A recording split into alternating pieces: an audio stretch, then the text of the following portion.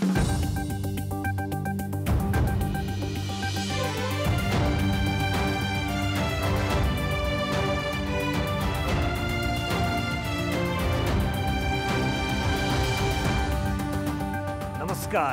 कान्तिपुर समाचारमा स्वागत छ।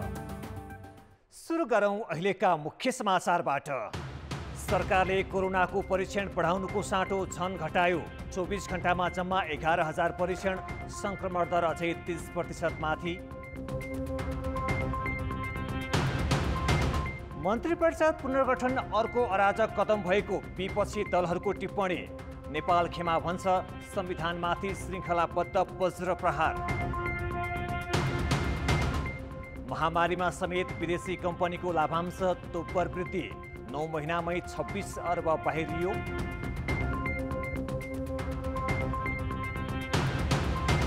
बहुराष्ट्रिय कम्पनीहरू G7 को कर प्रणालीको दायरामा, नाफाको 20% तिराउने अर्थमन्त्री स्तरीय बैठकको निर्णय। र विश्व नम्बर 1 नोभाक जोकोभिच फ्रेन्च ओपनको चौथो चरणमा, डिएगो स्कर्जमनलाई पनि सफलता। महिलातर्फ एलिना स्टिभोलिना बाहेरिन। कोभिडको परीक्षण फेरि घटेको छ। पछिल्लो 24 घण्टामा PCR विधिबाट 11,471 नमुना परीक्षण गरिएको छ। स्वास्थ्य मन्त्रालयका अनुसार PCR परीक्षणमा 3,540 जना अर्थात् 31% संक्रमण देखिएको हो। यस्तै 5,343 एन्टिजेन परीक्षण गर्दा 1,502 जनामा कोभिड देखिएको मन्त्रालयले जनाएको छ। कोभिडका बिरामीमध्ये 68 जनाको मृत्यु भएको छ। कोरोना संक्रमणका कारण मृत्यु हुनेको संख्या 7,779 पुगेको छ। कोभिडका 1,451 बिरामीको आइसियु र 384 जनाको भेन्टिलेटरमा उपचार भइरहेको छ। यस्तै पछिल्लो 24 घण्टामा 8,243 जना संक्रमणमुक्त भएका छन्।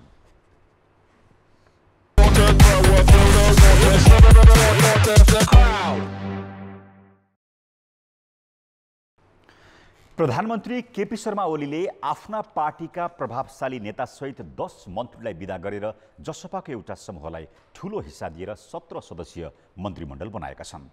संवैधानिक र राजनैतिक रूपमा कमजोर धरातलमा रहेका ओली अझै यतिमै रोकिने देखिँदैनन्। 3 वर्षमा 18 पटक मन्त्री परिषद हेरफेर गरिसकेका उनले सत्तामा टिक्न अरू पनि समूहहरूलाई कुर्सीको लोभ भने देखाइरहेका छन्। शुक्रबार जसपाबाट महन्त ठाकुर समूहका 10 सदस्य समेटेर प्रधानमन्त्री केपी शर्मा ओलीले मन्त्रीमण्डल पुनर्गठन गरे।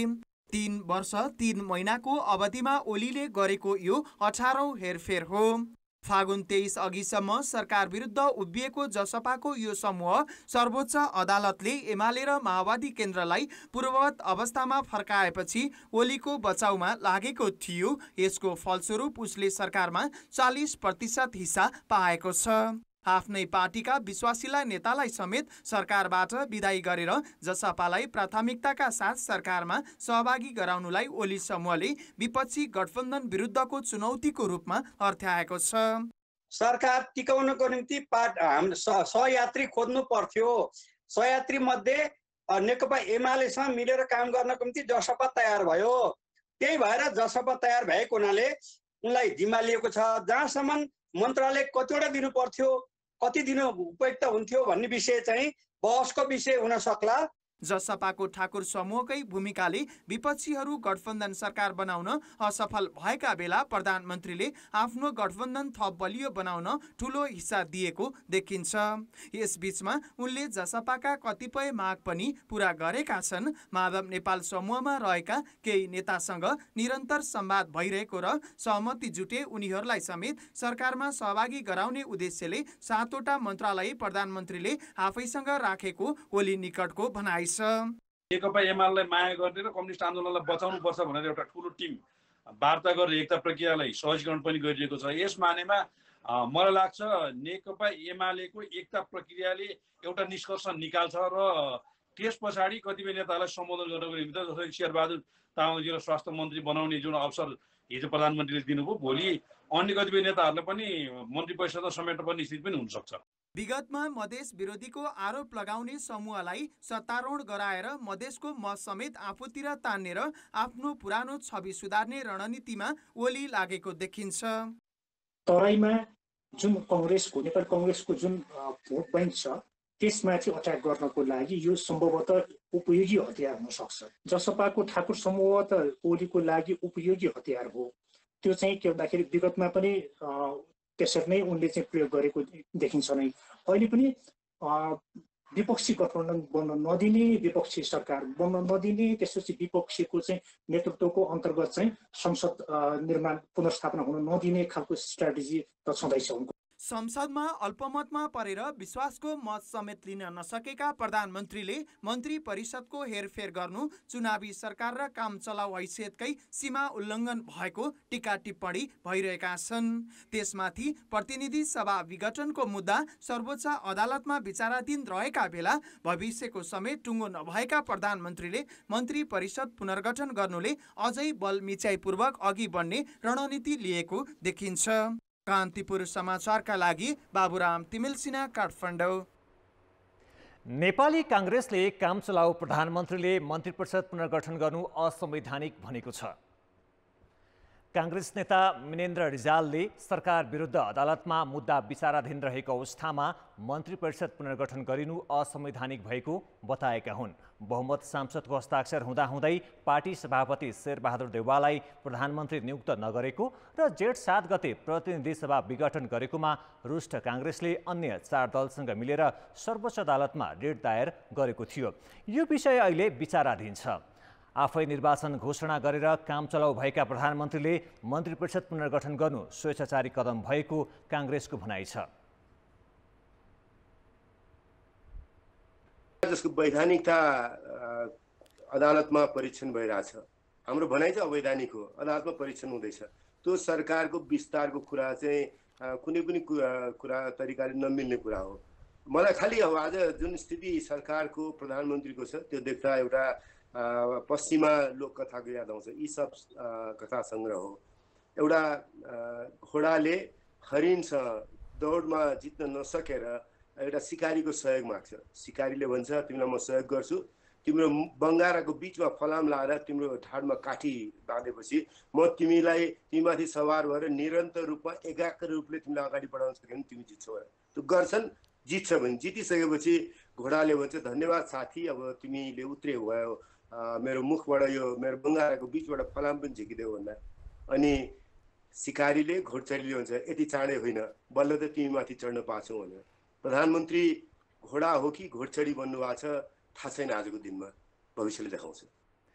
प्रधानमन्त्री ओलीले शुक्रबार राति व्यापक हेरफेर सहित मन्त्री परिषद पुनर्गठन गरेका थिए।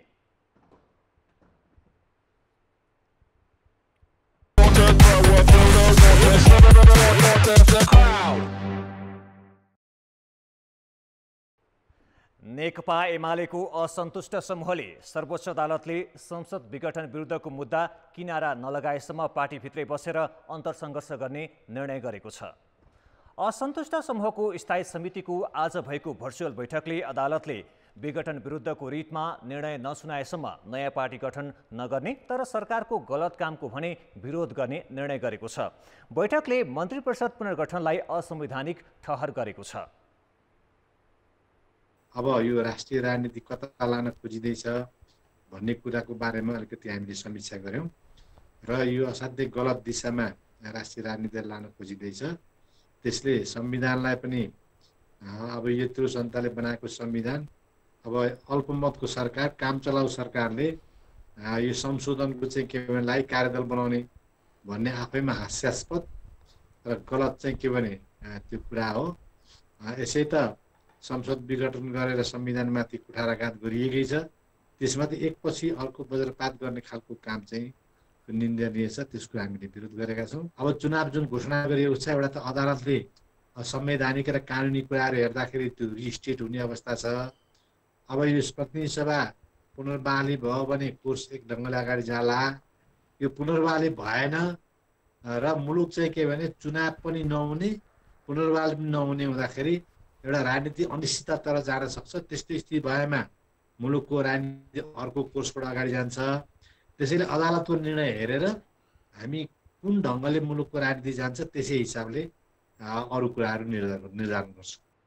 बैठकले पार्टी अध्यक्ष ओली 2075 जेठ 2 मा फर्कन तयार नभएसम्म एकता सम्भव नभएको निष्कर्ष समेत निकालेको छ।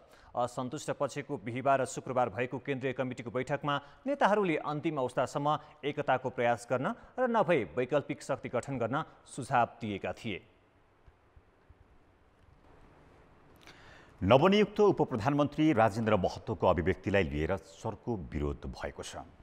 माधव नेपाल पक्ष विद्यार्थीले महतोको अभिव्यक्तिको विरोधमा आज काठमाडौँमा प्रदर्शन गरेका हुन्। निषेधाज्ञाकै बीच नेपाल पक्षका विद्यार्थीले महतोको पुतला दहन समेत गरेका छन्। उनीहरूले विवादास्पद अभिव्यक्ति फिर्ता नलिए आन्दोलन चर्काउने चेतावनी दिएका छन्।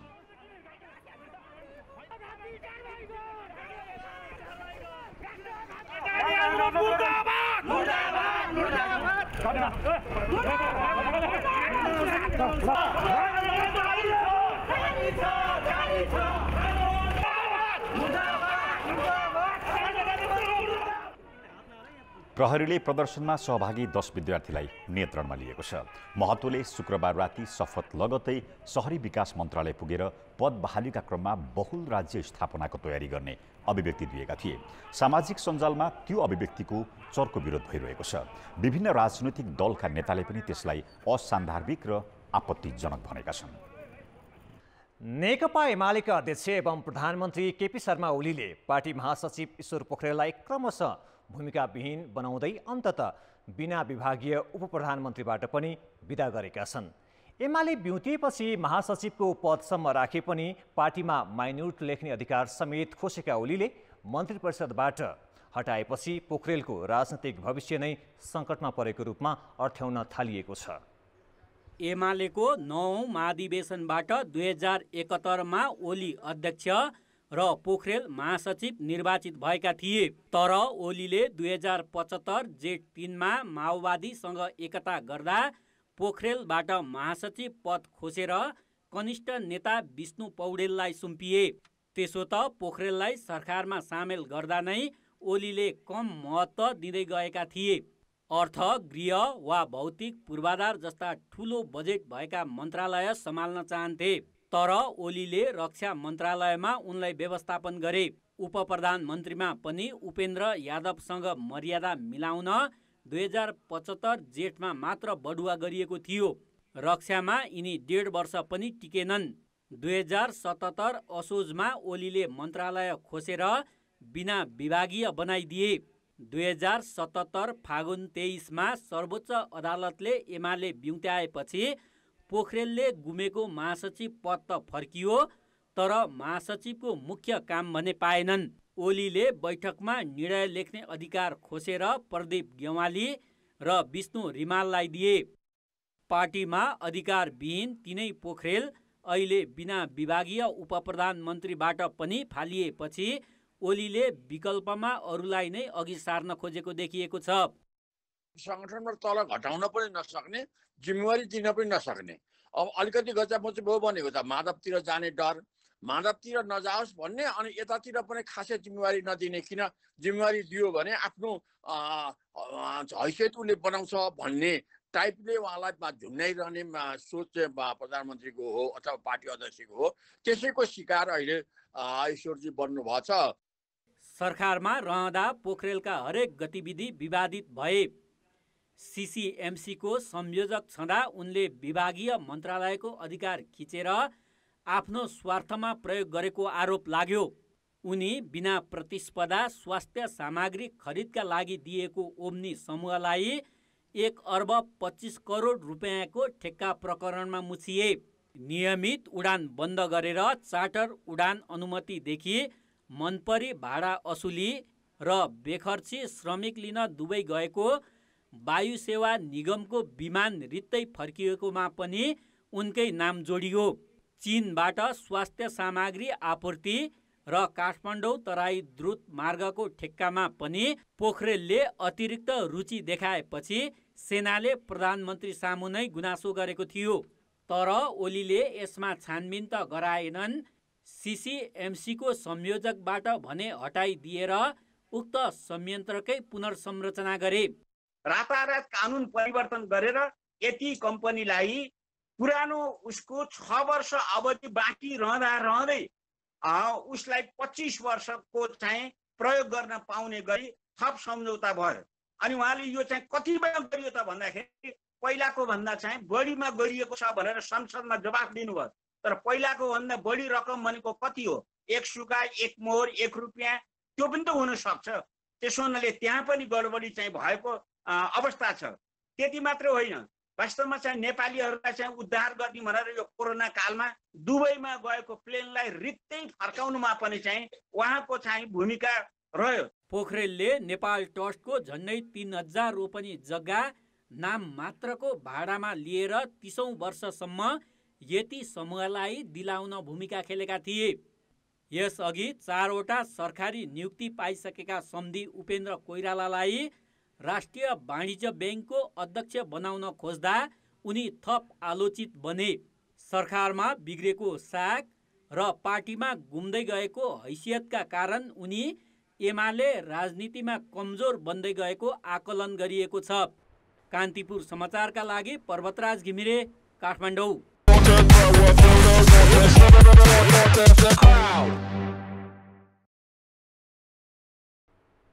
कम कबोलमा ठेक्का हत्याउने र कामै नगर्ने प्रवृत्ति पछिल्लो वर्षहरूमा बढ्दै गएको छ। सार्वजनिक खरिद अनुगमन कार्यालयले यो वर्ष अहिलेसम्मकै बढी अर्थात् 71 वटा ठुला कम्पनीलाई कालो सूचीमा राखेको छ। डिभिजन सडक कार्यालय हेटौडाको सिफारिसमा चैत 20 गते सार्वजनिक खरिद अनुगमन कार्यालयले एकैपटक 20 वटा निर्माण कम्पनीलाई कालो सूचीमा राख्यो। 30 देखि 40 लाख लागतका परियोजनाको बजेट हात पारी कामै नगरी रोगी अवस्थामा छाडेपछि ठेकेदारहरू कारबाहीमा परेका हुन्। बिग बर्दर निर्माण सेवा, सर्भिस निर्माण सेवा, विनायक कन्स्ट्रक्सन, नयाँ युग निर्माण सेवा लगायतका ठेकेदार कम्पनी कालो सूचीमा परेपछि उनीहरूले नयाँ ठेक्का पाउने छैनन् भने खर्चको औचित्य पुष्टि हुन नसके पेस्की पनि बेरुजु सरह असुल गरिनेछ। यही जेठ 17 गते सोमबार पनि आधा दर्जन निर्माण व्यवसायी कालो सूचीमा परेका छन्। यस्तै गएको मङ्सिर 15 मा देशभर ठेक्का उगाटेर काम नगर्ने पप्पु कन्स्ट्रक्सनलाई पनि कालो सूचीमा राखिएको छ। पछिल्लो पल्ट काठमाडौँको टेकु स्थित पुल निर्माणमा लापरवाही गरेकाले उसलाई कालो सूचीमा राखिएको हो। यस्तै 4 अर्ब रुपियाँ अनुदानको मन नल्याएर हाहाकार मच्चाएका ठेकेदार शारदा प्रसाद अधिकारीको सैलुङ इन्टरप्राइजेसलाई पनि फागुन 21 गतेबाट प्रतिबन्ध सूचीमा परेको छ। यो सँगै संयुक्त ठेक्का भएको हनीको इन्टरप्राइजेसले पनि अब अर्को ठेक्का पाउने छैन। रुङ्ग रहेका आयोजनाको म्याद थप्न दबाब दिएका व्यवसायीले बढाएको अवधिमा पनि कामै नगरी मोबिलाइजेसन पेजकी दुरुपयोग गर्ने र शर्त अनुसार काम नगर्ने प्रवृत्ति देखिएपछि कालो सूचीमा राखिएको छ। पछिल्लो 9 महिनामा मात्रै 71 वटा कम्पनी कालो सूचीमा परेका छन् भने अरू केही प्रक्रियामा छन्। खरिद सम्झौतामा भाग लिएर उनीहरूले चाहिँ गुणस्तरको काम गरेनन्, समयमा काम गरेनन् भने सम्बन्धित सार्वजनिक निकायले कालो सूचीमा राख्नको लागि भनेर खरिद अनुगमन कार्यालयमा लेखेर पठाउने व्यवस्था छ। अनि खरिद अनुगमन कार्यालयमा लेखेर आइसकेपछि हामीले दुवै पक्षलाई बुझ्ने, तथ्य प्रमाण बुझ्ने सबै हेरिसकेपछि अनि कम्तीमा 1 वर्षदेखि 3 वर्षसम्म कालो सूची राख्ने व्यवस्था छ। तोकिएको मिति र गुणस्तरमा काम नगर्ने कम्पनीहरूलाई कालो सूचीमा राख्ने गरिन्छ। ठेक्का हत्याउनका लागि कम कबोल गर्ने तर काम नगर्ने प्रवृत्ति अराजक तवरले बढेपछि सरकारले कारबाहीमा जोड गर्न थालेको हो। ठेक्का सदर भएपछि सरकारले दिने कुल लागतको 10 देखि 20% मोबिलाइजेसन रकमका लागि हुने अस्वस्थ प्रतिस्पर्धा समय आयोजनामा सम्पन्न नहुने मुख्य कारण देखिएको छ।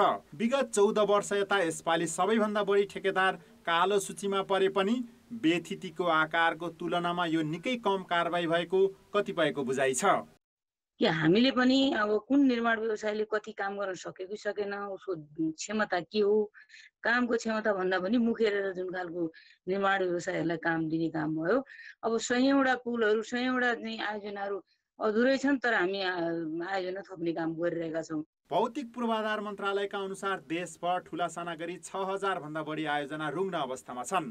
कुनलाई अघि बढाउने, कुनलाई रोक्ने भन्ने सूची तयार नहुँदा पनि विकास निर्माणको क्षेत्रमा व्यथिति कम हुन सकेको छैन। कान्तिपुर समाचारका लागि सुमन पन्थ, काठमाडौँ। कोभिडको दोस्रो लहरले आक्रान्त बनाएका बेला स्वास्थ्य मन्त्रालयले तेस्रो र चौथो लहरको जोखिम औल्याउँदै तयारी अवस्थामा रहन चेतावनी दिएको छ। साथै अब बालबालिका बढी जोखिममा पर्ने भनिएको छ। यसको कारण चाहिँ के हो त? चैत अन्तिम सातादेखि बढ्न थालेको महामारीको दोस्रो लहरले 3 लाख भन्दा बढीलाई थला पारिसकेको छ। 4,600 भन्दा बढीले ज्यान गुमाएका छन्। दोस्रो लहर कहिलेसम्म जारी रहन्छ यकिन छैन। स्वास्थ्य मन्त्रालयका अनुसार अहिले दोस्रो लहर उच्च बिन्दुमा पुगेको छ। साथै मन्त्रालयले यही बेला तेस्रो लहर आउन सक्ने चेतावनी दिएको छ। अब बालबालिकामा संक्रमणको जोखिम बढिरहेकाले हरेक अस्पतालमा कम्तीमा 20% शय्या बालबालिकाकै लागि छुट्याएर अक्सिजनको समेत जोहो गर्न निर्देशन दिएको छ। जेठ पहिलो साता बिरामीले उपचार पाउने पालो कुर्नु परे जस्तो स्थिति दोहोरिन नदिन अस्पतालहरूलाई सतर्क गराएको मन्त्रालयको भनाइ छ। तयारीको हिसाबले अस्पतालहरूमा जहाँ बालरोग विशेषज्ञहरू हुनुहुन्छ त्यहाँ वार्डहरू बनाउँदा, हाई डिपेन्डेन्सी क्रिटिकल वार्डको बेडहरू बनाउँदा बालबालिकालाई पनि कमसेकम 20% शय्या छुट्याउनु भयो भने पूर्वाधारको हिसाबले अहिले हामी पूर्वाधार थप्ने क्रममा छौँ। बजेटहरू विनियोजन भएको छ। भेन्टिलेटरहरू, अक्सिजन बेडहरू, अब भेन्टिलेटर फेरि बालबालिकालाई अलिक फरक चाहिन्छ। कति केजीको बच्चा छ त्यसको तौल अनुसार हुन्छ। त्यो अहिले नै तयारी गरेनौँ भने पछि महामारी हुँदा हामी पछि पर्छौँ कि भन्ने हिसाबको एउटा प्रिकसनरी हो। तर यो सँगसँगै म थोरै जोड्छु, हामीले बालबालिकालाई बचावटका उपायहरू, खोप त हामीले सकेनौँ, टाइम लाग्ला, प्रयास होला। जब खोप बालबालिकालाई सुरु हुन्छ हाम्रोमा पनि सुरु होला। नहुँदासम्म विद्यालयमा, बालबालिकाहरू खेल्ने ठाउँमा, घरहरूमा जनस्वास्थ्यका मापदण्ड र अरू बचावटका उपायहरू, प्रिभेन्सनका उपायहरूमा पनि सँगसँगै जोड चाहिँ दिन आवश्यक छ। कोभिडको पहिलो लहरमा बालबालिका त्यति सङ्क्रमित थिएनन्। दोस्रो लहरमा तुलनात्मक रूपमा धेरै सङ्क्रमित भए। अहिलेसम्म 18 वर्ष मुनिका 45,000 बालबालिकामा कोभिड देखिएको सरकारी तथ्याङ्क छ। यो भनेको कुल सङ्क्रमितको 7% हो। यस्तै 60 बालबालिकाको मृत्यु भएको छ। वयस्कहरूका लागि कोभिड विरुद्धको खोप प्रयोगमा आइसके पनि बालबालिकाका लागि बनेकै छैन। अर्कातिर तेस्रो लहर देखिएका मुलुकमा बालबालिकामा सङ्क्रमण दर धेरै छ। त्यसैले नेपालमा तेस्रो लहरमा बालबालिका बढी जोखिममा पर्ने आकलन गरिएको हो।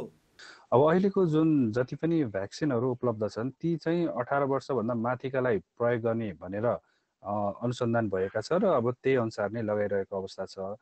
र यदि अर्को लहर आउन्जेलसम्म चाहिँ यदि केही गरी बालबालिकामा खोप लगाउने त्यो खालको वातावरण भएन अथवा लाउन नमिल्ने अवस्था भयो भने त्यहाँनिर चाहिँ अरूले लगाए तापनि ती बालबालिकाहरू चाहिँ जोखिममा पर्न सक्ने भएको हुनाले चाहिँ बालबालिका चाहिँ जोखिममा हुन सक्छ है भनेर हामीले भन्ने गरेको हो। तेस्रो लहरमा वयस्कहरू सङ्क्रमितै नहुने होइनन्। खोप नपाए उनीहरूमा पनि जोखिम कायम रहन्छ। तर वयस्कहरूलाई जतिसक्दो छिटो खोप लगाउन सके बालबालिकामा पनि जोखिम कम हुनेछ। कान्तिपुर समाचारका लागि क्यामेरामा श्याम श्रेष्ठका साथ कृपाल गौतम, काठमाडौँ।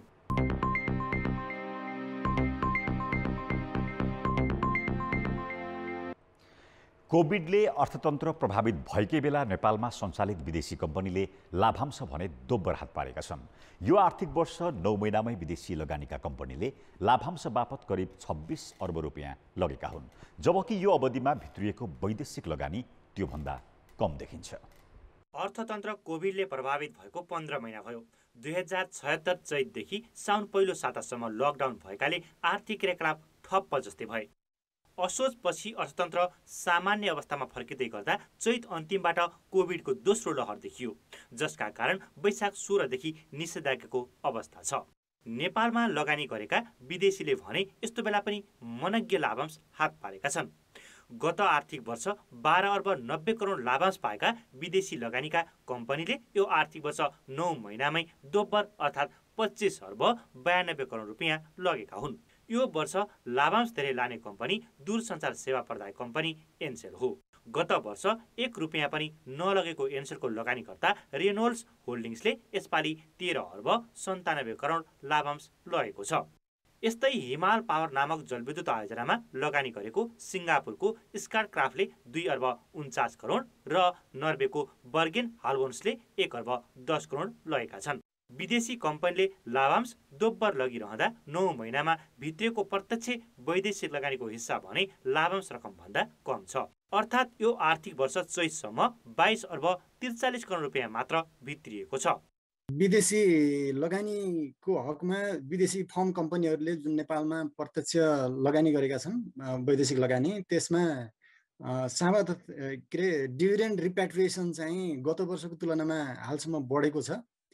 गत वर्ष 12 अर्ब 90 करोड मात्रै लाभांश फिर्ता लगेकोमा चालु आर्थिक वर्षको पहिलो 9 महिनामा चाहिँ 25 अरब 92 करोड लाभांश फिर्ता लगिसकेको अवस्था छ। त्यसो त नेपाल भित्रिएको लगानी भन्दा लाभांश बढी बाहिरको यो पहिलो पटक होइन। नेपाल राष्ट्र बैंकले वैशाखमा सार्वजनिक गरेको रिपोर्ट अनुसार 3 वर्षमा नेपाल भित्रिएको प्रत्यक्ष वैदेशिक लगानी भन्दा दोब्बर लाभांश बाहिरिएको छ। विदेशी लगानी सम्बन्धी सर्वेक्षण प्रतिवेदन अनुसार आर्थिक वर्ष 2073-74 देखि 2075-76 सम्म करिब 44 अर्ब रुपियाँ वैदेशिक लगानी भित्रिएकामा सो अवधिमा लाभांश बापत 84.5 अर्ब रुपियाँ बाहिरिएको देखिन्छ। लाभांश रकमले वैदेशिक लगानीका लागि नेपाल भर्जिन ल्यान्ड नै भएको देखाउँछ, तर अपेक्षित रूपमा बन्न सकेको छैन। यसलाई जानकारहरू नीतिगत कमजोरी भन्छन्। पछिल्लो चरणमा केही राजनैतिक संक्रमण पनि देखिएको छ। हाम्रो नीतिगत अस्पष्टता आफ्ना ठाउँमा छन् र डुइङ बिजनेस इन्डिकेटरहरू अझै पनि लगानी आकर्षित गर्ने खालका छैनन्। यी भइहाले एकद्वार प्रणाली प्रभावकारी हुन सकेको छैन। निकायगत समन्वय अत्यन्त अप्ठ्यारो छ। तर विगतमा आएका उद्योगहरू अहिले सञ्चालनमा चाहिँ राम्रो अवस्थामा छन्। बहुराष्ट्रिय कम्पनीहरूले मार्केट पनि हेर्छन् र उनीहरूले विगतमा कमाएको नाफा लानलाई पनि केही झन्झट छ। तर पछिल्लो चरणमा धेरै सुधार भएको र सञ्चार, सिमेन्ट जस्ता उद्योगहरूमा चाहिँ नाफा पनि प्रशस्त भएको हुनाले नाफा लाँदा ठुलो रकम देखिएको हो। देशभित्रको पुँजीबाट मात्र आर्थिक समृद्धि सम्भव छैन। सरकारले नै वैदेशिक लगानीलाई उच्च प्राथमिकता दिँदै आएको छ। तर लाभांश वृद्धिलाई देखाएर लगानी आकर्षित गर्न भने सरकार चुकिरहेको छ। कान्तिपुर समाचारका लागि सुदिल पोखरेल, काठमाडौँ। समाचारमा पुनः स्वागत छ। अब जनमतको अन्तिम परिणाम। जनमतमा हिजो हाम्रो प्रश्न थियो, काम चलाउ प्रधानमन्त्रीले मन्त्री परिषद पुनर्गठन गर्नलाई के भन्नुहुन्छ? ए, जोड घटाउको राजनीति, बी, पद्धतिमाथि बल मिच्याई र सी, नैतिकताको खडेरी। जनमतको अन्तिम परिणाम यस्तो छ।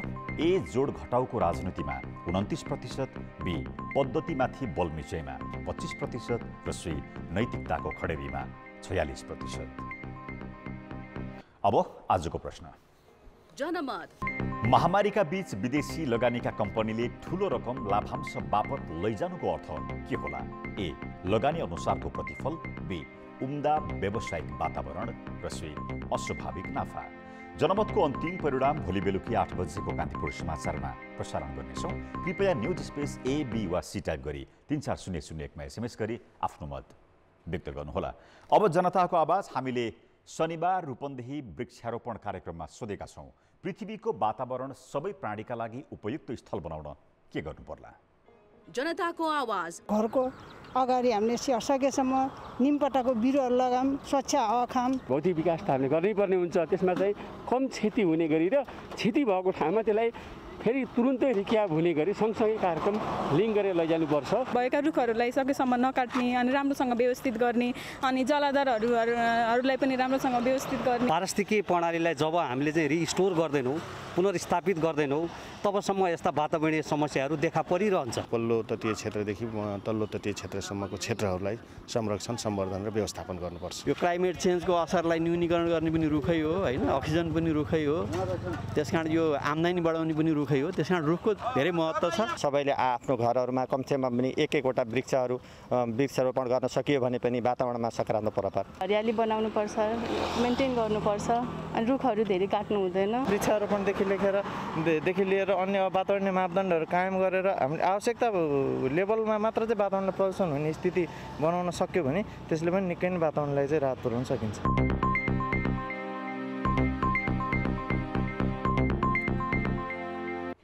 यो वर्षको सुरुदेखि नै कोरोनाको दोस्रो लहर सुरु भयो। महामारीको सङ्कटका बीच हामीले निषेधाज्ञाको जालोभित्र गुटमुटिनु परेको छ। तर यो बेला प्रकृति भने निष्फिक्री खुलेको छ। पहाड, वन, पाखाको हरियाली र सौन्दर्य देख्दा लाग्छ प्रकृतिले मानिसहरू पनि खुलेको हेर्न चाहेको छ। यी बाटोहरूमा हतार हतार गरेर दौडिने पाइलाहरू, गल्लीमा बरालिने र चिया चौतारीमा गफिने मान्छेहरू अनि यी पाखा पखेराहरूमा रमाउने मनहरू यति बेला टक्क रोक्नु परेको छ। घरको कोठाचोटा, बाल्कोनी र आँगन नै हाम्रा लागि अहिले सबथोक भएका छन्। समय नै यस्तै छ। न आफूसँगै काम गर्ने सहकर्मी साथमा छन्, न चिया गफ र यात्रामा रमाएका साथी सङ्गी नै। शरीरमा कोरोना भाइरसको संक्रमण नभएकाहरू सुरक्षित रहन लडिरहेका छन् भने कोरोना संक्रमितहरू कोरोना जित्न कोही अस्पतालका शैय्याहरू त कोही घरमै बसेर भाइरससँग लडिरहेका छन्। सुनसान छन् मन्दिर, मस्जिद, गुम्बा र चर्चहरू, किनकि साक्षात देवता त यति बेला बिरामीको सेवामा खटेका छन्। कोरोनासँग युद्ध भो जगतको, लड्दै बढौँ मानव हामी यो रणबाट जीवित बनी फिर्ता हुने हो सब।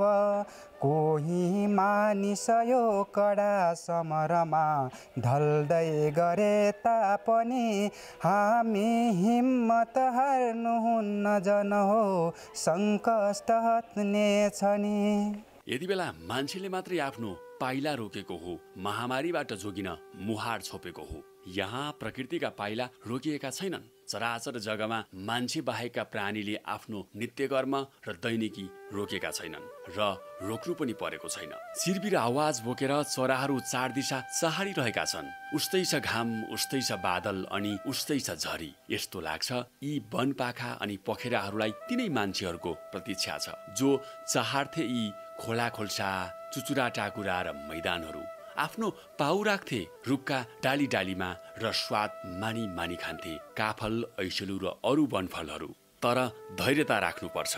आँटिलो भएर अहिले जहाँ छौँ त्यही रोकिनुपर्छ। बाँचिरह्यौँ भने, स्वस्थ भयौँ भने त्यो दिन फेरि आउनेछ, जुन दिन हामी सँगै भएर सुख दुःख साट्नेछौँ अनि साथी सङ्गीसँग काँध जोडेर रमाउनेछौँ।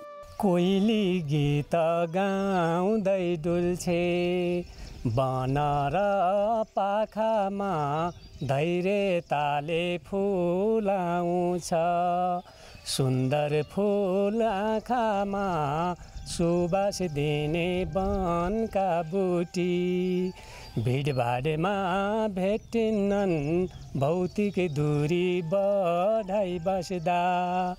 मास्कले मान्छेको दिव्य मुहार छोपिए पनि मनको मुहार छोपिएको छैन। यति बेला हामीलाई कोरोना कहरका कारण छिन्न भिन्न भएर भौतिक दूरी दूर बनाएर रहनु परेको भए पनि मनको दूरी कदापि घट्ने छैन। यो कठोर समय बितेर जानेछ अनि सुनौलो बिहानीको आगमन हुनेछ र हामी एक दिन अवश्य भेट्नेछौँ। कान्तिपुर समाचारका लागि महेश केसी, रुकुम पश्चिम।